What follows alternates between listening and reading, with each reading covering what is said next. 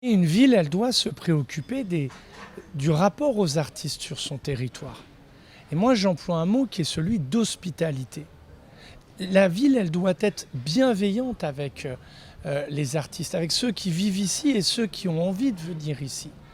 Dans les villes d'extrême droite, il n'y a pas ce souci-là. Et moi, je vois Béziers, je vois Perpignan, c'est-à-dire je vois juste à côté de chez nous. Et je vois ce visage d'extrême droite qui cherche à se banaliser, à se normaliser, alors qu'il porte en lui la violence, le discours de haine. Et donc, je tiens à ce que Montpellier puisse s'affirmer comme une ville d'hospitalité à l'égard de la figure de l'artiste, et plus largement des créateurs. Alors, évidemment qu'on suscite de l'espoir quand on est élu. C'est dur, mais c'est mieux que de susciter de la résignation. Je ne sais pas si on va pouvoir protéger l'ensemble des artistes. En tout cas, il faut qu'on ait une politique bienveillante à l'égard des artistes. Et on voit qu'il manque de lieux, il manque parfois d'écoute, il manque de considération. Et qu'il faut qu'on travaille, que notre politique culturelle qui doit trouver un nouveau souffle, doit mettre les artistes au cœur de ce nouveau souffle.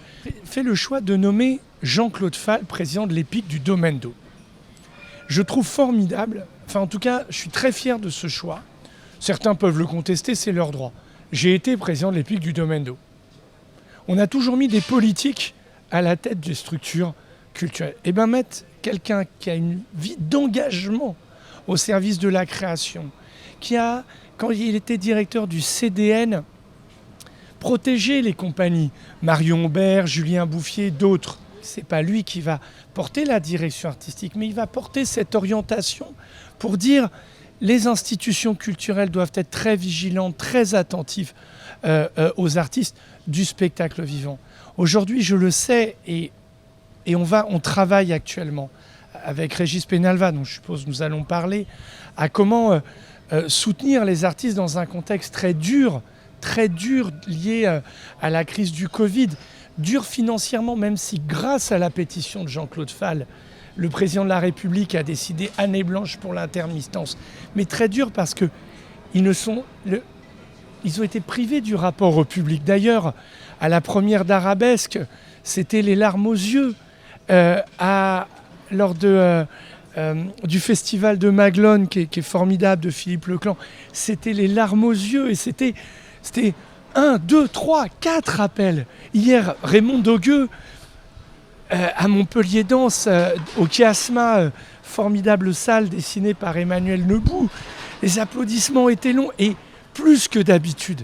Et on sent que à la fois et le public et les artistes ont besoin de retrouver cette relation. Donc dans la politique culturelle, qu'on soit clair, hospitalité en direction des artistes. Donc c'est un message, une idée, et ensuite une mise en œuvre qui forcément sera moins idéale que l'idée, mais va trouver réel. Dans notre programme, on a dit que, moi je crois beaucoup aux livres, les médiathèques, on propose que ce soit des lieux de résidence d'artistes. C'est des lieux existants. Il existe des crédits d'action culturelle, mais on peut peut-être réinterroger les choses. On peut veiller à ce que les crédits aillent davantage en faveur de la création artistique. Moi, je nous mets en garde sur les politiques d'empilement, parce qu'on ne les réinterroge pas. C'est pour ça que j'ai parlé de nouveau souffle, de pas de côté. C'est pour ça que je parle de redéfinir les priorités plutôt que de se laisser... Je critique pas, mais je nous invite à quitter parfois les zones de confort. Parce que la culture, elle commande un questionnement. En tout cas, moi, je nous invite, après cette crise inédite, où l'humanité a été frappée par une grande peur, il faut qu'on aille faire des pas de côté. On ne peut pas rester sur nos zones de confort. Et donc, dans le débat que nous avions organisé dans l'entre-deux tours, était apparue avec tous ces acteurs l'idée de retrouver un esprit pionnier, comparable à celui qui a présidé à la décentralisation. Et je crois que Montpellier doit être un lieu de l'esprit pionnier en matière de la culture. Je vais vous faire une confidence. Je ne vais pas être le maire qui va bâtir un nouvel équipement culturel dans ce mandat.